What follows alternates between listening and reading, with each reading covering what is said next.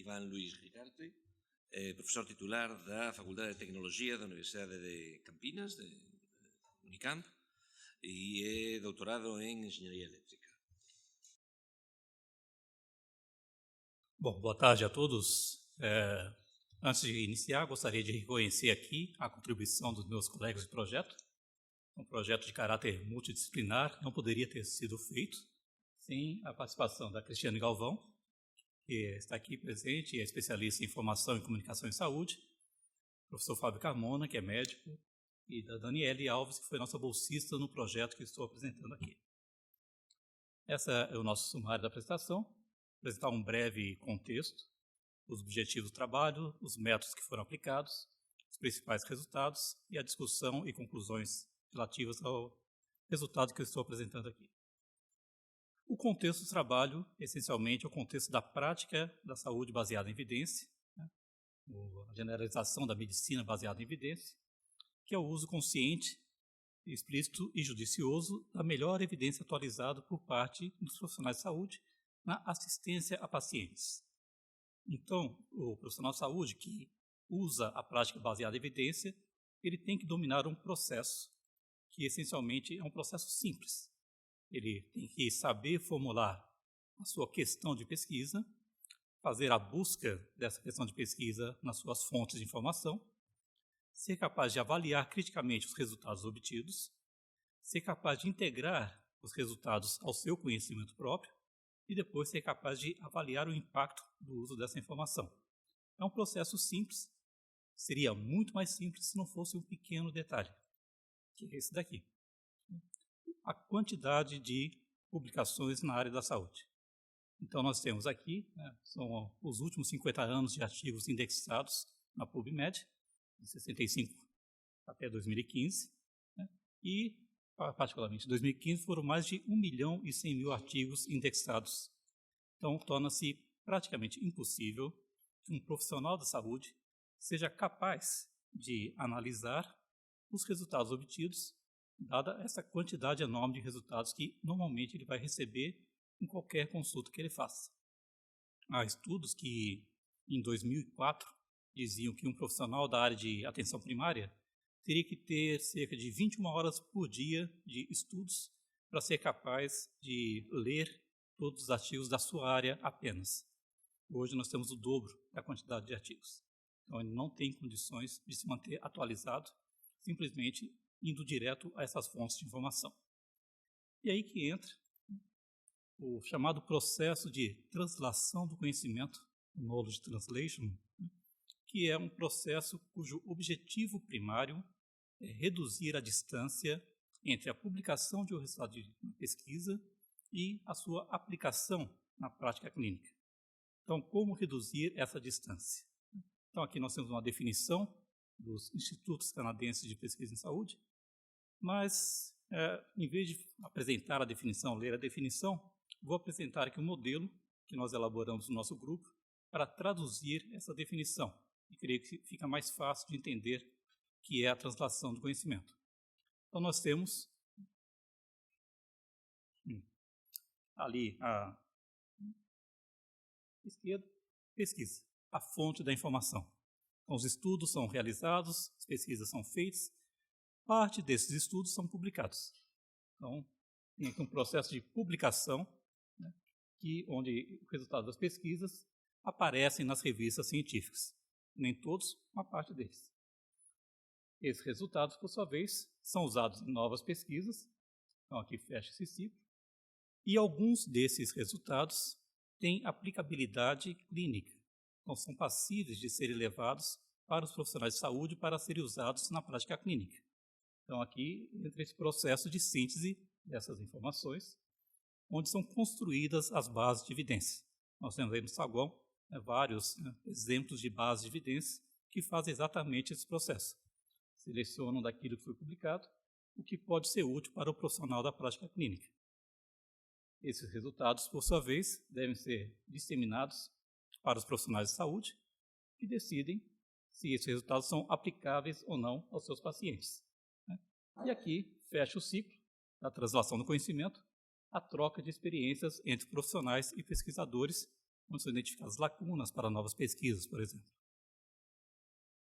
Então, dentro desse modelo, nós temos uma medida clássica, tradicional, de qualidade dos trabalhos, essencialmente ali nas revistas científicas, né, nós temos citações. É a medida tradicional como você avalia se o trabalho tem qualidade ou não. Nós vimos aqui mesmo nessa sessão hoje alguns exemplos falando de os trabalhos foram citados ou não foram citados, então, como uma medida de qualidade desses resultados. Então, nesse ponto, nós podemos expressar qual foi o objetivo da nossa pesquisa. Dado que nós temos resultados que foram publicados em revistas científicas, para a qual existe uma medida tradicional, que são as citações. Será que essa medida é uma medida válida, é uma medida prática, para saber se esse resultado também é bom para a prática clínica? Se ele também pode ser usado pelo profissional da saúde? Seria esse um mecanismo adequado de seleção de resultados? Então, nós temos aqui o objetivo colocado na nossa pesquisa, avaliar se citações, quantidade de citações, e uma outra medida associada a essa, que é o fator de impacto das revistas científicas, expressam ou não a qualidade da relevância clínica daquela informação.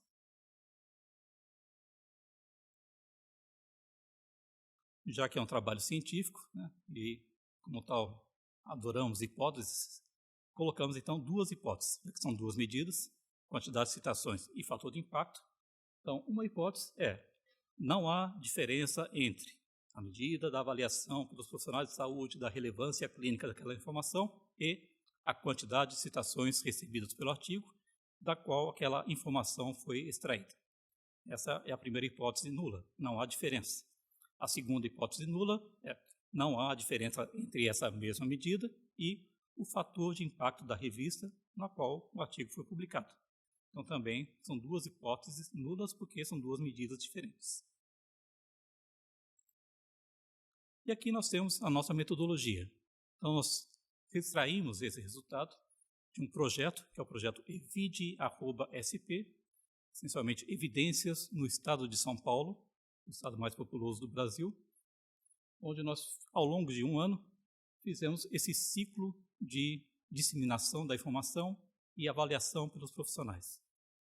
Então, o nosso processo foi: extraímos informações de bases de evidências ou de publicações, informações de características clínicas. Para essas informações, nós elaboramos um resumo, num formato padronizado. Então, todos os resumos tinham a mesma estrutura, a mesma identificação visual, só a informação que era variada. E esses resumos foram disseminados aos profissionais de saúde por correio eletrônico. Então, a abordagem chamada abordagem push. Nós empurramos a informação para o profissional sem que ele nos peça, diferente de esperar que o profissional venha buscar a informação na base de evidência. Então, essas informações foram disseminadas e os profissionais que assim o quisessem poderiam avaliar a informação. Então, eles poderiam dizer se a informação tinha algum uso para eles ou não, tinha algum impacto para eles ou não. E uma das perguntas que nós tínhamos era exatamente sobre a relevância clínica. Esta informação é relevante para pelo menos um de seus pacientes, e as alternativas de resposta seriam totalmente relevante, parcialmente relevante ou não relevante. Não se preocupe, não vou tentar explicar essa fórmula em detalhes, mas é apenas para dizer para vocês que, a partir dessas respostas às perguntas, então nós tínhamos para cada evidência, para cada um desses resumos que foi passado, nós tínhamos lá uma quantidade de respostas dizendo foi totalmente relevante, uma quantidade de respostas dizendo foi parcialmente relevante, uma quantidade de respostas dizendo não foi relevante. Os vários profissionais colocando suas diferentes opiniões.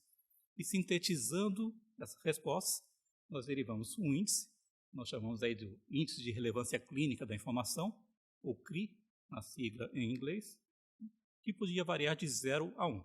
0 sendo nada relevante, 1 sendo totalmente relevante. E essa é a fórmula, uma média das proporções das respostas que foram dadas. Existe um outro artigo que explica esse índice em detalhes, mas aqui o objetivo é apenas dizer, existe uma medida que pode ser derivada a partir dessas respostas. Tendo essa medida, tendo as medidas de citações, qual foi o nosso procedimento? Para cada uma das evidências que foi disseminada no projeto e que também tinha um artigo correspondente indexado em PubMed, nós fizemos o levantamento das 3 medidas. Quais seriam? A quantidade de citações do artigo originalmente publicado, o fator de impacto da revista, no qual aquele artigo havia sido publicado, e essa medida que eu acabei de mostrar para vocês agora, que é uma percepção dos profissionais de saúde para aquela mesma informação. Então, as fontes de dados que nós usamos foi o Easy Web of Science e o Google Scholar. Nós fizemos os 2 levantamentos para a quantidade de citações, para o fator de impacto, a base de dados SciMago, e o CRI foi baseado nessas respostas. E aqui nós temos alguns resultados que nós derivamos. Então, esse projeto foi um projeto que correu ao longo de 2015, teve 348 profissionais de saúde inscritos, dos quais 76 eram médicos, 67 farmacêuticos, 64 enfermeiros e outros profissionais de outras áreas. Foram elaborados e disseminados 144 resumos ao longo de 48 semanas. Eram 3 resumos por semana, segunda, quartas e sextas-feiras. Os profissionais recebiam em seu e-mail esses resumos e podiam ou não avaliar. Os que avaliaram totalizaram 7.559 respostas que foram recebidas desses profissionais. Para este estudo particularmente, comparar citações com esse índice que foi calculado, nós conseguimos selecionar 26 resumos, porque haviam 26 artigos correspondentes em PubMed. Então, são resumos que tiveram 1.071 avaliações no total e que correspondiam a artigos cuja maior parte havia sido publicada em 2015, foram 18 artigos, 2014, 6, 2013 e 2011, um cada um. E receberam citações nas 2 bases de dados, menos no Easy Web of Science e mais no Google Scholar.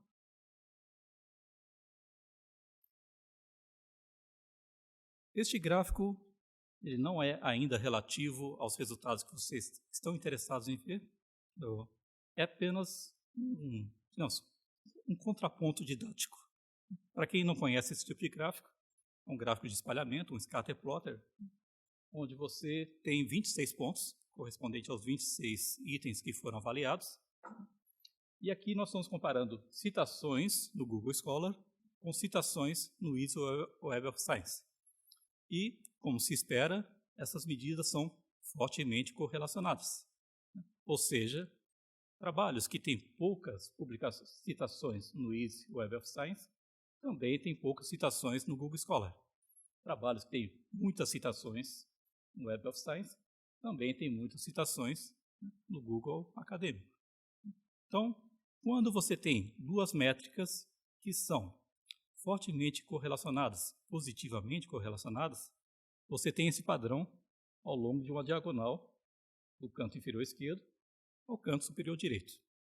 Então, se nós fizermos o mesmo gráfico para o índice de relevância clínica e para as citações, se essas medidas forem equivalentes ou fortemente correlacionadas, nós teríamos também esse mesmo padrão.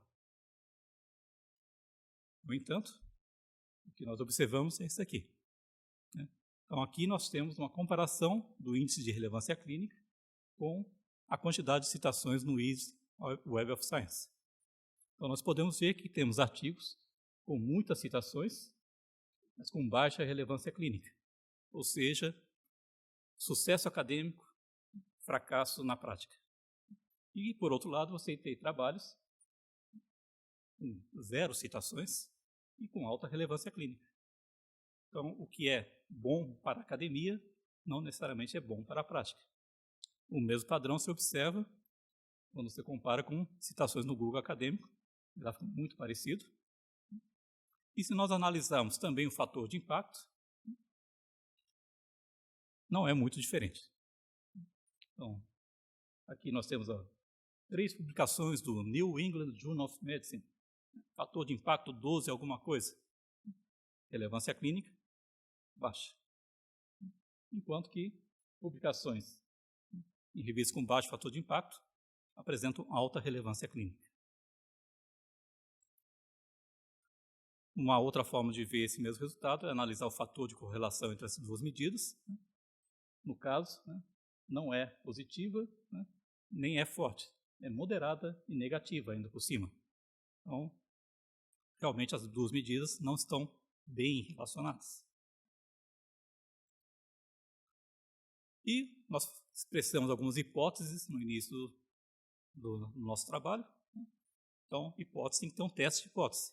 Geralmente, o teste de hipótese, você rejeita a hipótese quando você tem lá um valor de P menor do que 0,05 ou, se quiser ser muito rigoroso, menor do que 0,01. Nesse caso, os valores são muito menores do que esses valores. Nós temos lá para a hipótese da quantidade de citações igual à relevância clínica, valores de 0,60 depois 37, ou 0,50 depois 6, ou para o fator de impacto, 0,00014. Então, efetivamente, nós podemos rejeitar aquelas hipóteses. Ou seja, citações e fator de impacto não expressam relevância clínica. E, se quisermos, voltando àquele nosso modelo da translação do conhecimento, não é difícil, uma vez que nós temos o resultado, entender o porquê. Citações estão aqui nesse retângulo acadêmico, podemos chamar assim. Faça a pesquisa, publica, volta para a pesquisa, cita, está fechado aqui, distante da prática clínica.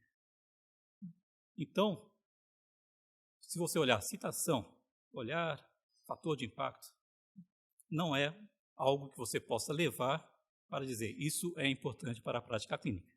Nós precisamos de novas medidas se quisermos olhar esse processo como um todo. E aí, essa nossa medida que nos propomos aqui, nós defendemos que é uma medida realmente diferente.